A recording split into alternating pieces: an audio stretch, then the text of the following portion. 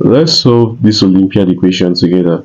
It says 3 raised to the power x plus 3 raised to the power negative x is equal to 6.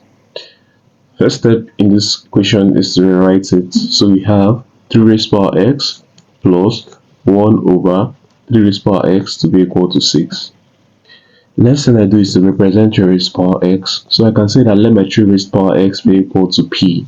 So we have that 3 raised to the power x is equal to p. Okay, so we have p plus 1 over p is equal to 6. Now let me multiply each term by p. So I have p squared plus 1 is equal to 6p. Okay, now rearranging this, I have p squared minus 6p plus 1 is equal to 0 has become the new equation. Okay, now solving this equation using the algebraic formula or quadratic formula rather, I would have minus b.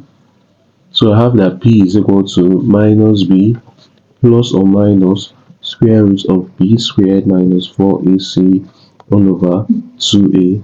Now I recall that a, you say here, a is equal to 1, b is equal to negative 6,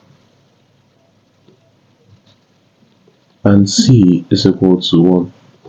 So we have that p becomes equal to negative 6, negative 6 is 6, plus or minus square root of 6 squared is 36, minus 4ac minus 4, all over 2a is 2 times 1, which is 2.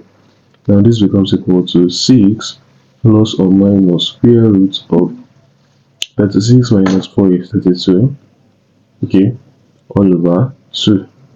Okay, and this becomes equal to, now 32 is something as 16 times 2, which is 4 root 2. Okay, so we have 6 plus or minus 4 root 2 over 2 is equal to p, and this becomes equal to